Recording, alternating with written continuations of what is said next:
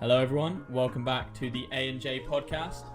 Today we are finally getting around to answering some questions that we were left 3-4 weeks ago now when we were first starting up. We got a little bit sort of blinded by the lights and trying to book guests and everything, but I can promise you we are finally going to answer those questions as well as sort of elaborating into some interesting stories and things. So Mr. James Holden Fitness, how you doing this week? You alright? All good, how are you? Yeah, not too bad, mate. Not too bad. How's work been this week? Yeah, it's been alright. Not too bad. Same old, really. Good week of training. Good week of clients. Got a few clients in particular that made like really good progress this week. So yeah, going well. How about you, mate? I'll tell you what. The last 2 weeks have been mad. My pre-workout addiction has been getting crazy. I almost died yesterday. Almost like just straight up fainted. Go on, Elsa. I'm like. Story. The thing is, I'm genuinely like the least like dramatic person ever. Like, if I didn't feel absolutely ruined, I'd have just carried on. But basically, I'm there training legs, you know, as you do. 150 squat PR, which is quite good for me. I don't need to mention the story, but you know, I've had injuries. Everyone knows them, so just so I don't get laughed at even more. And then I don't know. I carry on with my leg day, doing lunges, leg extension, hammy curls, just to get the hamstrings going, and then going to some RDLs. And I put a video on my story. I was RDLing, started with 60, went to 100, did 2 top sets, and then back to 60.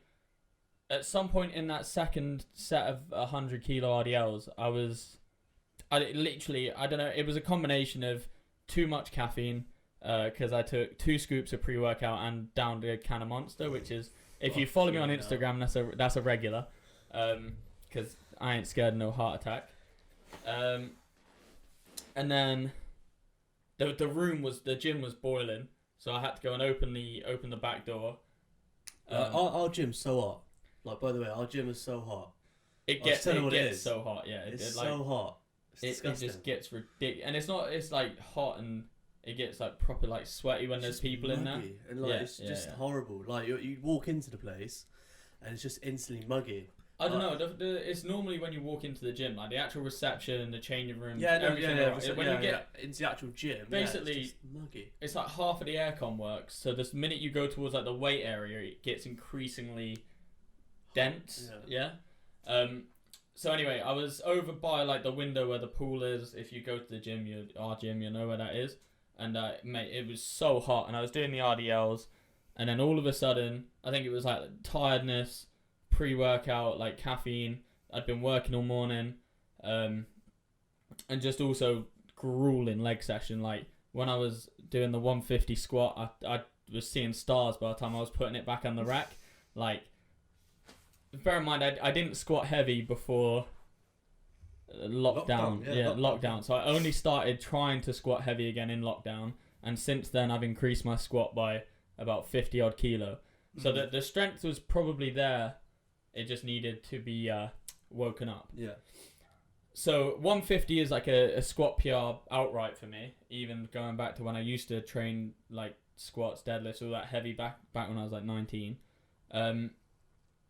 But yeah, I think just a combination of all these things, the blood pressure rush into my head, I just suddenly just felt absolutely ruined. I'm trying to avoid certain swear words, I felt destroyed. And it was to the point where I finished my workout, so I did the RDLs, and then I wanted to finish off with some calves and some glutes, just to, although I'd already done squats, some more like glute activated stuff, because a lot of the power from your legs does come from your glutes and things like that. So it's more than just, it's not just that I want a fat ass, it's that I actually want to be, you know, able, it helps with my lifts basically, as well as I want a fat ass. So big up.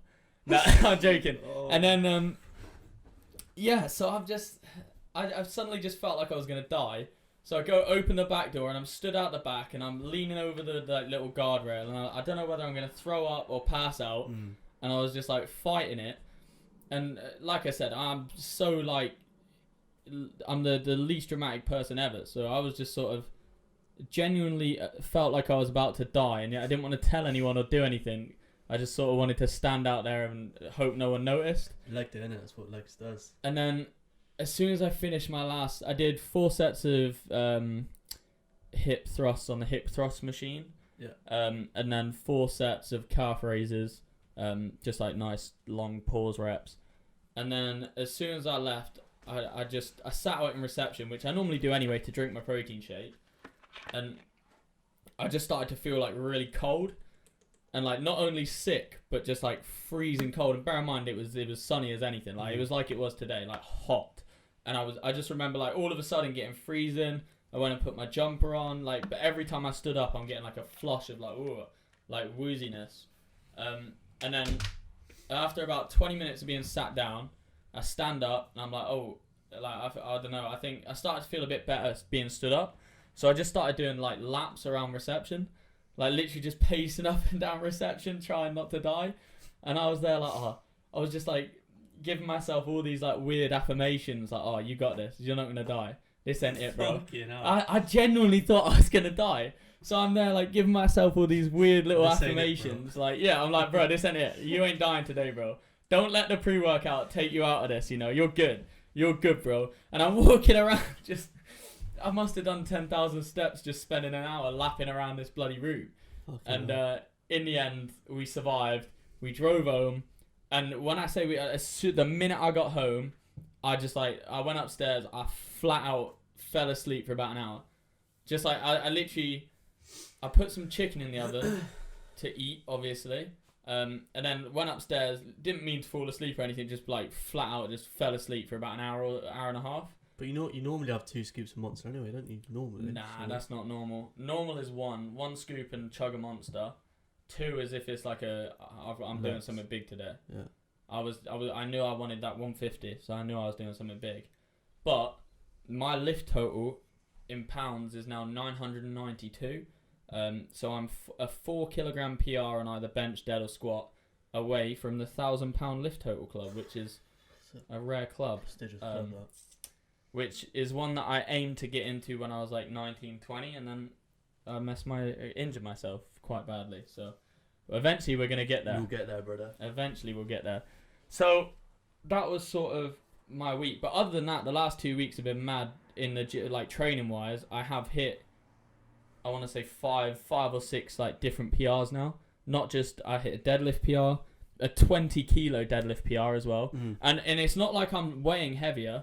At the minute, I'm about 76, 77 kilo. I'm actually like average, if not lighter than normal, and I'm hitting mad numbers for me personally. Like a 190 deadlift, 110 bench, and 150 squat, all inside 2 weeks. And bear in mind, 2 weeks ago, my bench was 100, but that was because of lockdown. So it used to be 107. So maybe that was just some strength returning. My deadlift was 175. And my squat was, well, before lockdown, my squat was like my PR squat was 120, and that was when I was 18, maybe early 19. So that gives you a time period as to how messed up my body has been for the last few years. But I think then, a week and a half ago, I'd hit 140, and then this week 150. So we're going to keep climbing. New PRs every week, baby. That's what it's about. I wouldn't recommend doing that to most normal people. I say normal people as if I'm not normal, but it's because the only person I'm putting at risk when I do this is me. Like slamming in all this pre-workout and getting like all hyped up and in the zone and ready to kill someone just to hit a PR. Like I'm also like, imagine if I failed that 150 squat, my knees are going snap, my back or something's going snap. So it is definitely a high risk maneuver for myself, but hey, we out here doing it and that's all that matters. So did you want to get started with the questions, or you got anything else you want to speak on? No? Nah, nothing else. Alright, sweet. So, question number 1 that we got sent, we're using this as a little intro, as it says in the message. It is 3 facts about yourself. We try to make these like somewhat interesting so we can build a story around them or something, rather than just say, oh, I eat chicken and rice, or, you know, so 3 interesting facts. Right, I'll start then. So, I'll start the first one. First one is that I'm scared of birds, like the flying birds, like and women. Nah, not them sort of birds. Nah, like flying birds. So I'm like shit scared of birds. Like, it's not a joke. Like if there was a pigeon like right there, like I just can't even explain. Like I honestly, mate, I'm so scared. You must of hate birds. it up the town centre. I'm so scared. Like if if I walk through town or something, and I'm walking like that. Because there's birds obviously, and I'm just avoiding all these. But everyone who knows me, yeah, like, he's avoiding mates-wide, knows how scared I am of birds. Yeah, he's avoiding the women, and then the birds are the birds just happen to be flying above him. So yeah, he's avoiding all these women, and then the birds are flying above him. Is I think what he's saying. Seagulls, pigeon, Don't explain any sort of bird. I'm so scared of. That's an interesting fact about myself. Just start naming off birds that you're scared of. Anyway, yeah. Cockatoo, parrot. Every one of them. I'm so scared of birds. But yeah, that's one of my interesting facts. All right, Talk about yourself. Oh my god. This is parrots, cockatoos, blue tits. Yeah, you name it, I'm scared of that bird. Nah, my first interesting fact is that I own a house with my 16-year-old brother. And we live together, just us two. It's like a proper little marital thing. Shout out Brandon. He'll probably be listening to this part at least because he can probably hear us right now from his bedroom.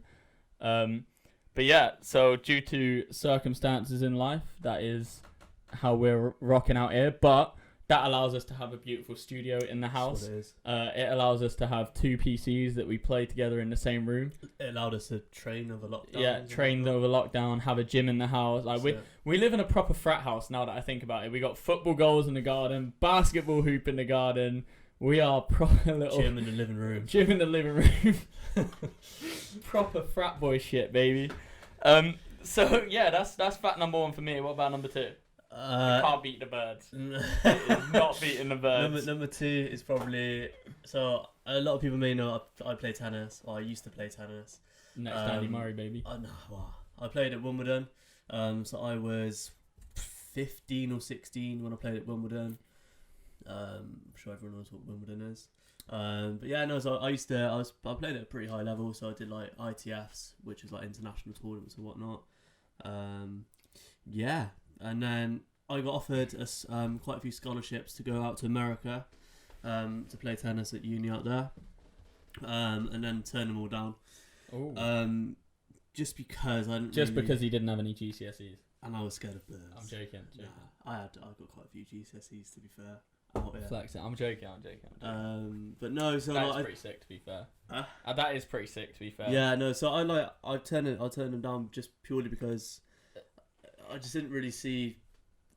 So a lot of my mates are out in America right now. Like my best mate is in America right now. Yeah. Shout out Rod, my brother. Come on. No, so I got offered a few scholarships to go out there, and the way I saw it was I'd obviously be out there for about 3 or 4 years, get a degree in God knows what, and just not use it. Yeah. Whereas I could stay in the UK, stay here, sort of go into PTing as I've done, whatever, build myself up, and sort of get a head start in a way.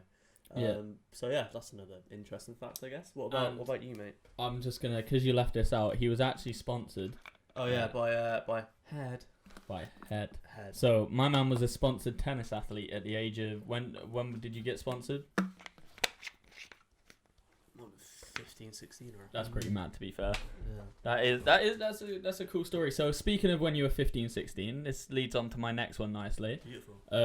So a bit of a backstory. I was 15. I was in what was known as the worst behaved English class with all the bad kids. I think it was set 5.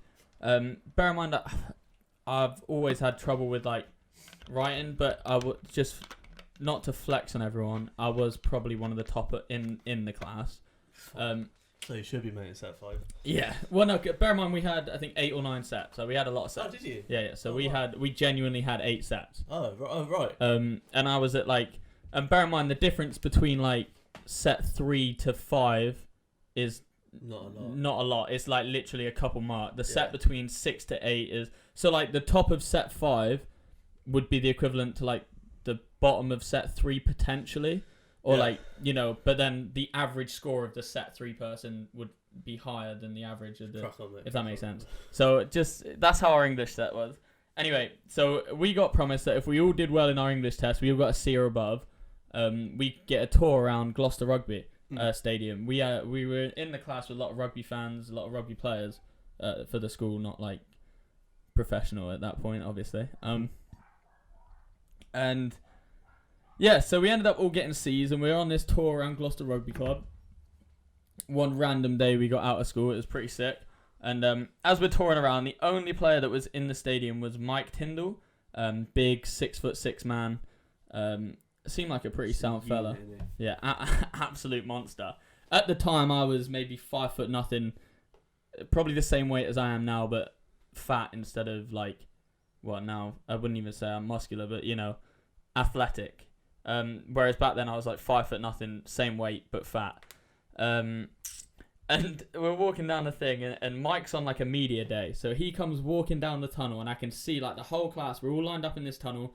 Mike's walking past, and everyone's like, "Oh my god, Mike Tindall!" And he's walking past. Oh, you're right, lads. And then for some reason, I don't really know why, I told Jay this story about 5 minutes ago, and it sounds bollocks, but like if you're in this class, you probably remember this.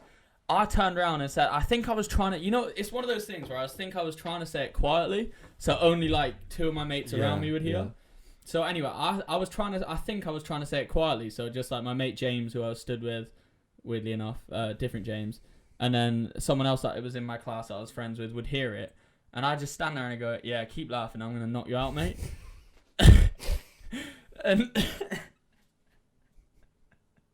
to be fair, man like Mike, he was like, just like started laughing, understandably, because he's about 1.5 foot taller than me, and he's absolutely wham, and so he just starts laughing, and I think he handled it very, very well compared to how some people may have handled that. So shout out to Mike Tindall for that one. But my whole class just started laughing. I think I was like a bit of a quiet, nerdier kid, so I don't think anyone expected it from me. And to be honest with you, I was a bit taken back because I didn't expect him to hear me say it. And yeah, we just all had a nice little laugh about that. And then when we got back onto like the minibus, everyone was like, I can't believe you said that. And I went, fucking me neither, mate. I don't know why the fuck I said it. Jesus Christ. Anyway, so right, what's your third story? Interesting fact. Wow. It's a bit boring, but like, I'm a Man United fan and been season ticket holder there. I've been to quite a few games. I'm a member now, so we were season ticket holders, but then essentially, Manchester United member friend. Best club in the world. No, but then essentially it was like the journey up there was like it's mad. 3 hours. Oh yeah, to be fair, 2.5 hours. So it turned out to be, you know, when you're doing that most weeks, it's pretty tough, really. It's mad, yeah. But yeah, no, so big Man United fan. Yeah. Well, I was a Southampton fan. I used to be a season ticket holder as well. That was only 2 hours, but it was made better because my mum's family were all from there. Yeah. So we used to go down there and stay there for the weekend. Yeah. Then I'd go to the game on either the Saturday afternoon or the Sunday. And bear in mind, when I was a season ticket holder, we were in League One, Championship, and then first season in the Prem. So it was a while ago now. But no, I can understand why travelling there for a day and back would be mad. Yeah, well, I mean, obviously, say it's like a, for example, 8 p.m. kickoff. So what we would tend to do is my dad would pick me up from school or something, and we'd literally head straight there. From school, we'd get changed in the car straight there. Think of your birds and whatnot on the way. And then obviously rock up for the game. Game would finish around 10, half 10, 11 maybe.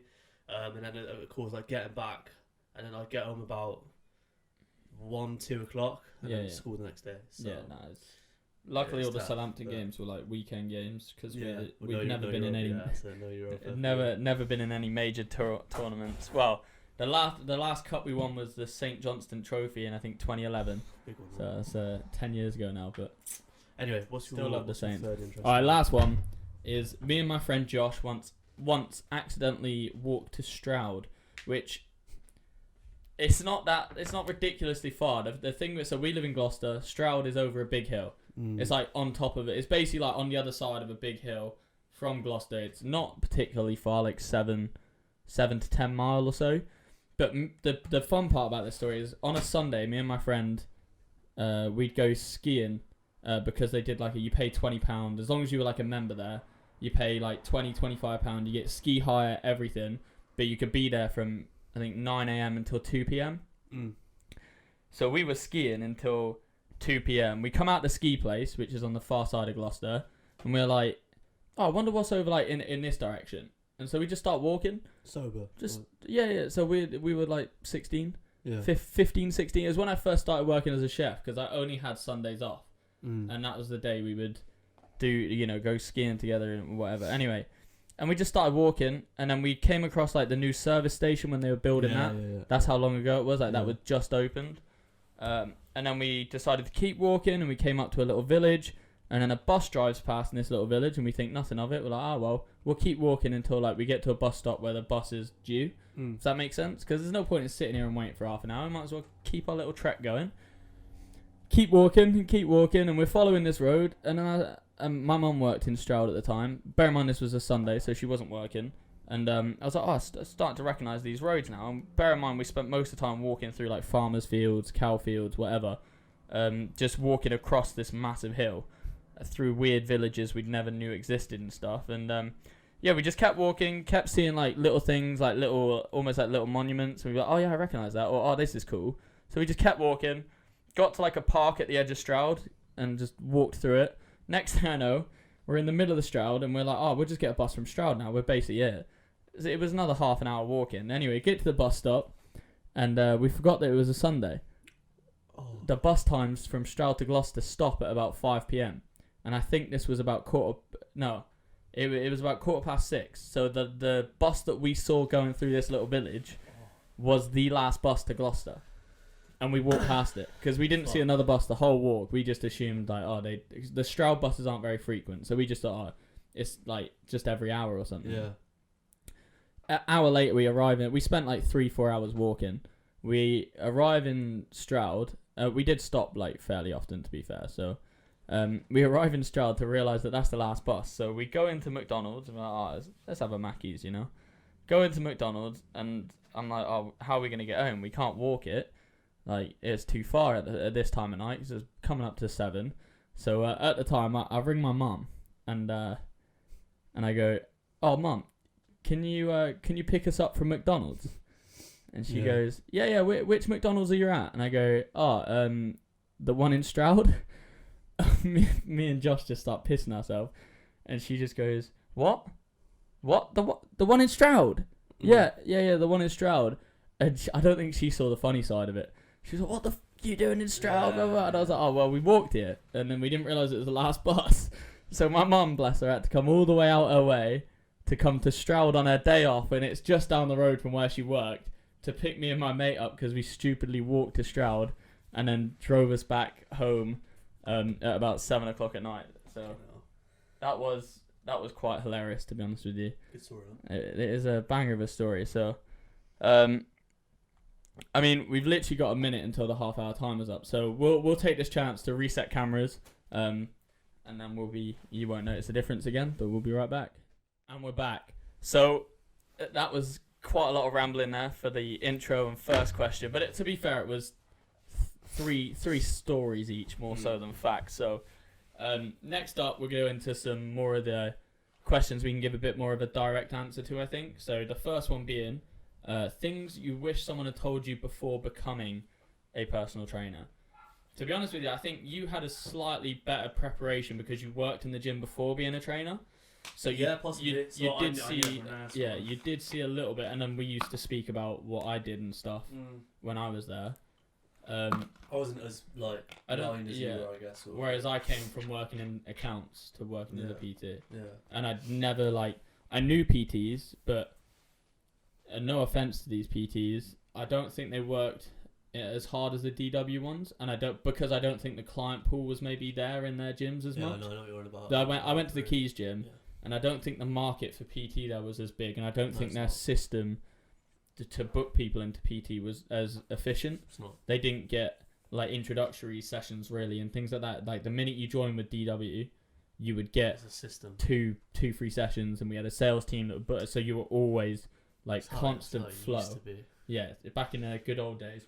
Literally. You used to have a constant flow of clients, not even just being given to you, whether that be for tasters and you sign them up or just in general. So I think from my perspective, weirdly enough, you could work 20 paid hours a week, and well, it's slightly different for us because we do service hours. But if you don't count service hours, so that's another 20 hours a week. But if we, and like you'll see this with all the other PTs we work with, you can work 20 paid hours a week and somehow be working 90 hours a week, if that makes sense. Yeah, it's very like, you don't just rock up to work and do clients or take sessions and then home time done. You get home and then, there's programming, there's just so much more to it, admin work. It's not like working out everyone, making sure everyone's on track, nutrition goals. Everyone, it's like, check-ins, it's a lot more to it than just taking a client for a session. Yeah, done. and if anyone's got any questions, like you've got to be there to answer. Which don't take this as us complaining. I absolutely love what I do, and I wouldn't change it for the world. But yeah, like there's constant. If you want to have like successful clientele, you have to keep pushing for. I enjoy it. I generally enjoy it. I love having conversations with all these people because it keeps me, in contact with people, or else I'd just be a hermit sat in my house doing nothing. Yeah. At the end of the day, like it's not really that big of a deal. It's not. Yeah, it's not that big of a deal. It's more just like But even outside of that, there's like the marketing side and things like that. Like you've got to be that's more of the time consuming thing, or like trying to. I think we may have touched on this in an earlier episode, but me and you we don't really like doing real long Instagram posts all the time. One, because we don't really we take pictures in the gym, like progress pictures, but they're not ones that we want to constantly be uploading. We don't really train with other people to record sets all the time. It's tough when you're training yourself to record and make it look good.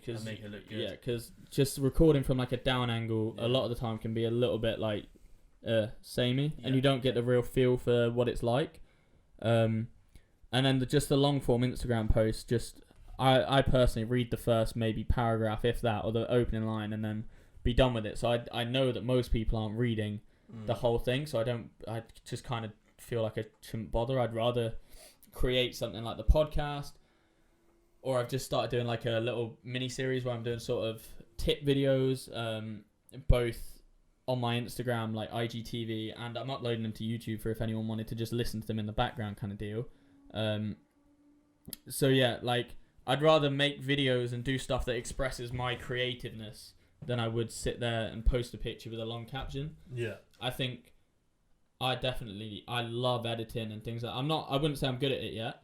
I'm getting better. Yeah, I'm getting better. But like, yeah, I take, I'm trying to edit together these little quirky little videos, make them interesting, that shows off a little bit more of like what I'm about and my personality, rather than just, serious business coach, business. You need to do this, you know. And that's my sort of approach to marketing a bit more than just that. But then that's time consuming in itself, because although this video might be 5 minutes, it probably takes me, or like one of my tip videos, for example, is 5-6 minutes. It probably takes me 2 hours to edit, rewatch, make sure I'm happy. That's, to be fair, the most time consuming part is making sure I'm happy with it. Yeah. So like just rewatching and making sure everything's good, making sure the audio's good. And then there's another, to be fair, with my new computer, rendering's like seconds on a 5-minute video. It's kind of mad. So rendering and all that's not too bad. Then you got the uploading, and then you got like trying to constantly share it out so that people, like, say if someone misses the initial wave when you posted it, resharing it to your story, resharing it there, like, so people almost like force fed it in their face kind of deal. Which if I do that with a video, it feels slightly more like in your face than if I do it with a photo, I think.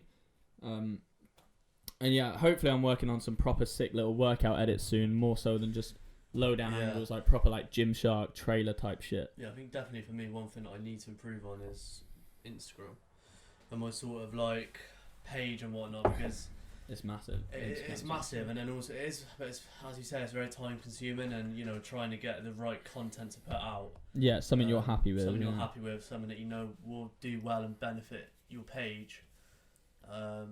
Like for example, like videoing your workout, it's hard. It seems easy, but it's generally it's just quite awkward. And then you feel like there's more pressure on you to perfect form, perfect. Yeah. That's why you see so many of these people getting like videographers. Yeah, but you want perfect form, perfect, like better, bigger weights kind of thing. You don't want to be recording a set if you're doing like 10 kilogram single arm like bent over row, if you're someone like, not to put anyone down that is, but if you're a PT or you're someone who's meant to be like a sort of strong professional guy, you want to be using heavy-ish weights that people go, oh wow, he's lifting that, whilst also having good form, which is like the balance sort of struggle. I think that leads perfectly into I think, to be fair, we've probably almost answered it a little bit, but the next question being, what is the most difficult part about the job? There's nothing overly difficult, I wouldn't say. It's tough. There's nothing that I would say like is like don't do this job because of this. If you're not ready to work, then don't do the job. But that's more down to like time and dedication. But like, I guess constantly learning. Like, you've got to be constantly learning and evolving. That's a good one. Like we said, the hours they're not as black and white as they may seem. No, I think that's a good one. Like, constantly learning and trying to better your knowledge and whatnot, and so you can better help people. Because every client's different. Every client has different goals. Everyone has different bodies, etc. So that's one thing I like about personal training, is that you'll never come across sort of everyone obviously has the same sort of generic goal as such. You know, sort of lose weight. That's a sort of general goal. But you know, everyone has sort of different needs and different ways to nutrition and different ways to training, and you know, so it's about trying to better your knowledge so you can sort of come across as the best PT that you can towards all these different clients. You don't want to, and also to keep up with competition, like, you got to think, like, me and James are friends, but in a way we also work in the same space. I don't think we'd ever do anything to fuck each other over, kind of thing. No way. Like, but there are certain PTs that would. 100%. So like, although maybe me and James aren't the best example, because like, we would never. At the end of the day, there's plenty of people out there, plenty of clientele out there. There's no reason both of us can't succeed. There are other PTs and stuff that definitely don't see it that way. 100%. Maybe they see it that way with them and their friends, the same as we do with us, but they don't see it that way with general other like PTs. You'll be friends with them, but there's always that like, oh, you know, you're out here trying to take my client kind of thing. So yeah, I mean, there is sometimes, like, I guess that sort of, you never really know who's your true friend, I guess. Like, you're work friends, but are you really work friends? Because someone might be thinking like, oh, you're just there to take my business. Especially you have to think within a gym, how many PTs work at a gym, say? Yeah. The more there are, the more tension there's going to be. You're obviously all in competition. Like, I don't see us as that at all, one bit at all. No. But I think we also work with two different types of people. For the most part. I think I think you prefer working with a certain set of clients, maybe, and then I prefer working with other certain set of clients. I like.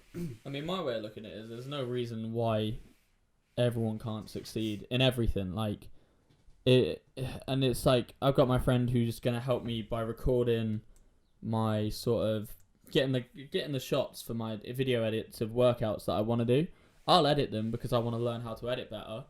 But and he was like, oh yeah, no, it's fine. You, like, don't pay me, whatever. And I was like, yeah, but I feel bad because there's no reason that I should be.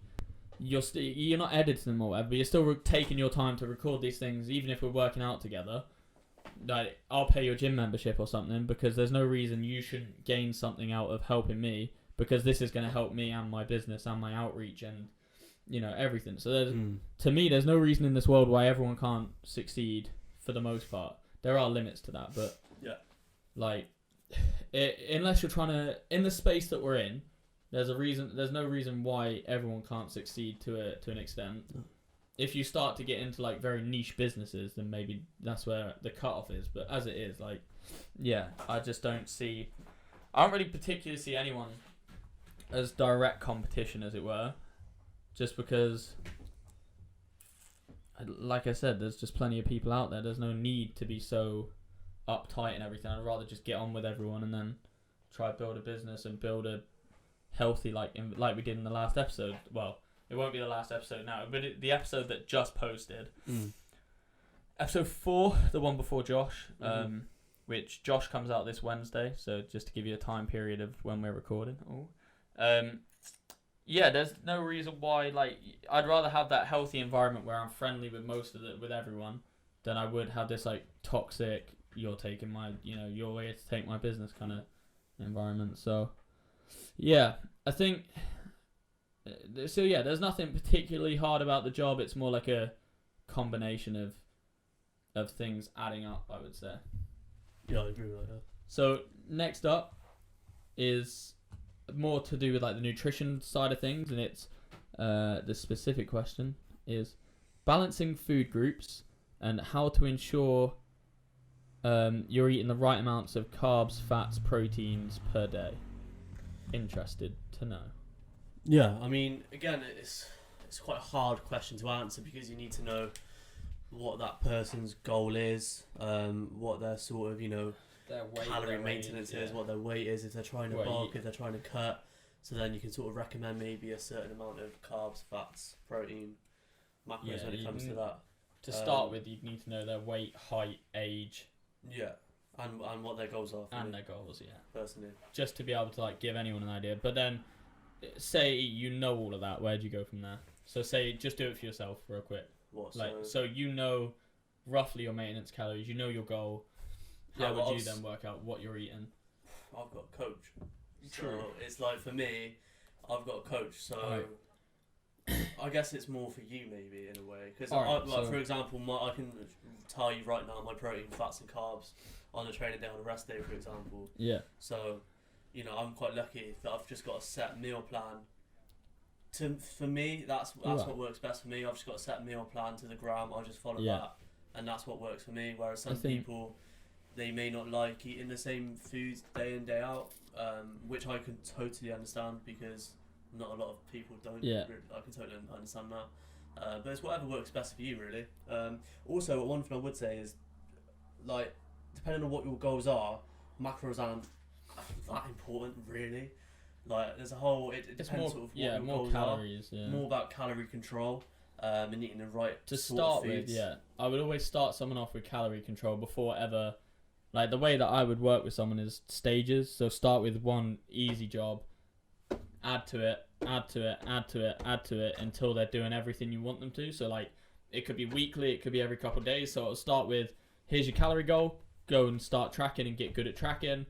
Next up would be, okay, now I want you to try and eat this amount of protein, but fats and carbs not too bothered about. So calories, protein. Then it might be, okay, well, although I'm still not bothered about your fat and carbs, I want you to start thinking about your water next or your this next, rather than just go like, do it all. Yeah, here's your protein, here's your fats. Rather than just like, unless they're experienced, rather than just say like, oh, that's it, do this now. As of this second, you're on this fat, this carb, this protein, 2 liters of water minimum, 8 hours of sleep minimum, starting right now. I'd rather snowball it up into, and then whoever the client is starts to feel more comfortable with. I mean, I think if you're starting off in the gym and you're starting training, main thing for me, what I always say is just enjoy it first of all. Get to enjoy training, get to enjoy going to the gym. Learn a little bit about your exercise first. Learn how to train. Know what you're doing and whatnot. Definitely invest in a coach 1,000,000%. It's just a no-brainer really, and that's just not me being biased. I'm just generally saying, coach is just the one, from a knowledge point of view, accountability point of view, and you can learn so much from a coach. I think if you want to start breaking down your macros, I would start with working out your basic metabolic rate, which you can find a calculation online because I don't know it off by heart. It's a little bit complicated, but it uses your body weight and your age. Your height, your age. Yeah. It takes your body weight, your height, your age, and then you have to multiply it by a certain number, and that's how many calories you should be eating maintenance-wise. There are plenty of calculators that do it for you, and that's the easy way to do it. If not, I would start with protein, and I'd go, all right, well, I want to eat 2 grams of protein per pound of body weight, or between 1.5 and 2 grams. So say I weigh 150 pounds, that'd be quite a light person, but I would want to eat a minimum of like doing the maths in my head, 240 grams or 230 grams of protein, all the way up to 300 grams of protein a day, which is it sounds like a lot, but that would be 1.5. I mean, that's if you're really trying to grow. But if you just want to like get started, then 1 gram of protein per pound of body weight is fine. So for me it'd be like 180 grams of protein a day. If you're someone who's trying to like be a bodybuilder, then I would say 2 times. And if you're somewhere in between, I would say 1.5 times. It genuinely depends on, but the basic rate should be 1 gram per pound of body weight. So yeah, again, if it was me, it'd be 100. I'm roughly 180 pounds, probably slightly less than that, but I would always round up to the nearest 10 kind of thing. So say I am 175 pounds right now, I would eat 180 pounds of 180 grams of protein per day. 180 pounds of protein today would be a lot. 180 grams of protein per day, and then from there, I would work out sort of against my calorie goal what I had left. And then to me, I really don't care about carbs and fats. They're interchangeable as long as I don't go over my calorie goal, I guess. So it could be that I want more carbs, less fats for like slightly better energy output, I would say. Or I guess if you're doing like a keto diet or something like that, I would never recommend really going into something like that. I would more say you need your carbs for the energy. But yeah, just start with the protein, know your calories, know your protein, and then the other 2 are interchangeable as long as the protein and calories are correct. So yeah, I mean, we got about 8 minutes until the timer resets for the camera, and we've got 1 question left, or one question left. So we're perfect. So the question is, where do you see yourself 10 years from now? That's a nice little These face. questions are very generic. They're very hard to answer because obviously, I don't know, where do I see myself in 10 years?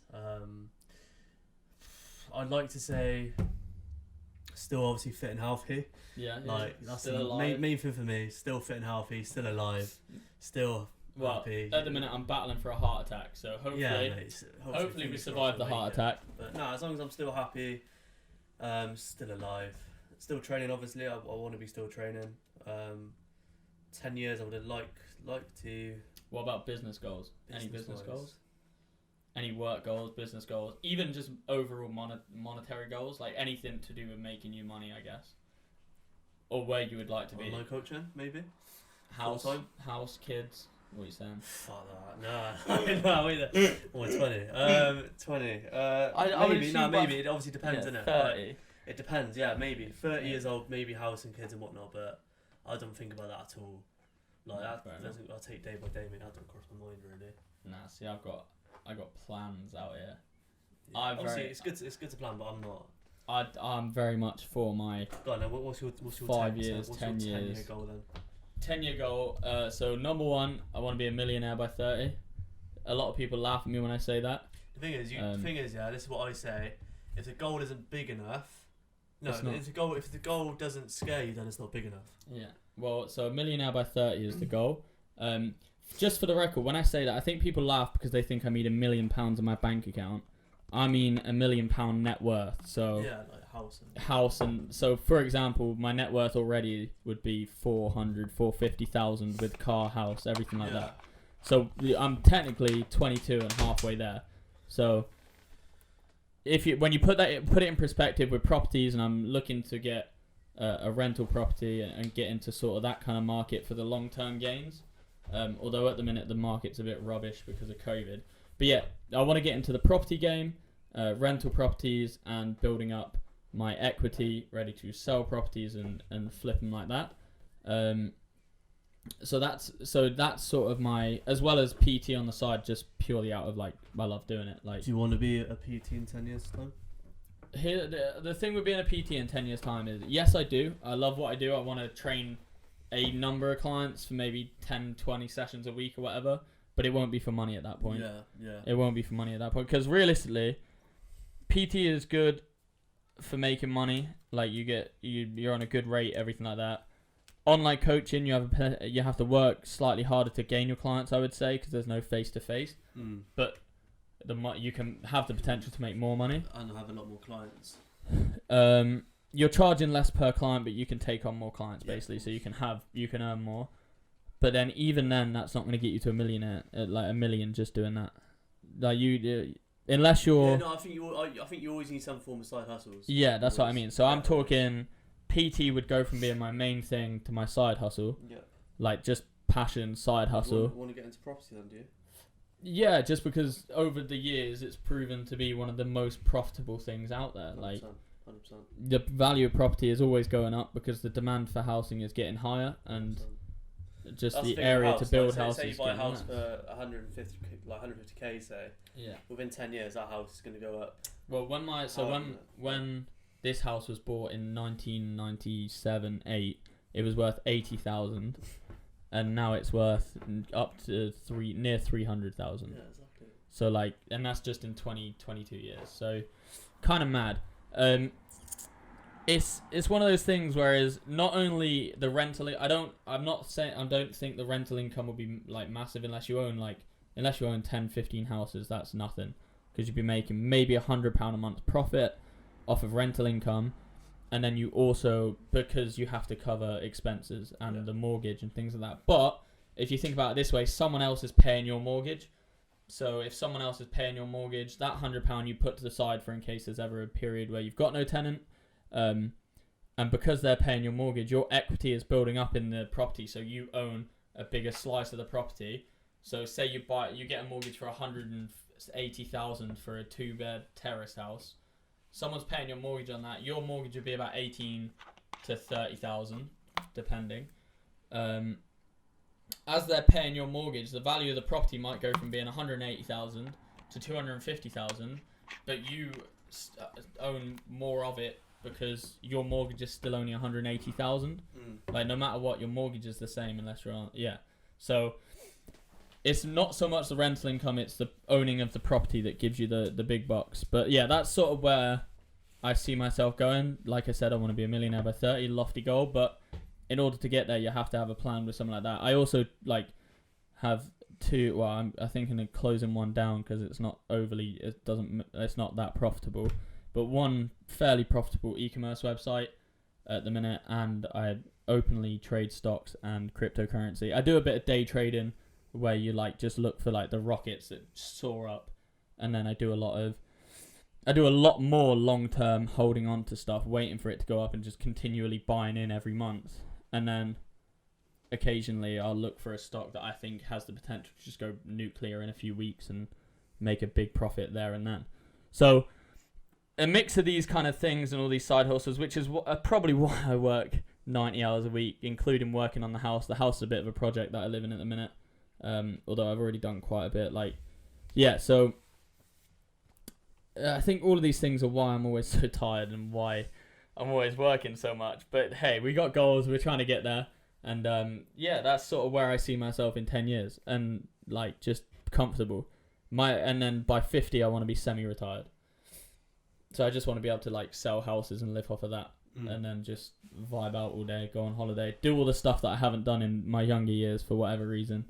I just want to do that when I'm older, when I've got money, and when I can just go, fuck it, I've got nothing else to do.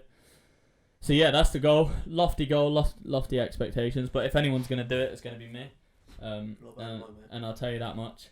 Because, I would like to think I'm a very driven person.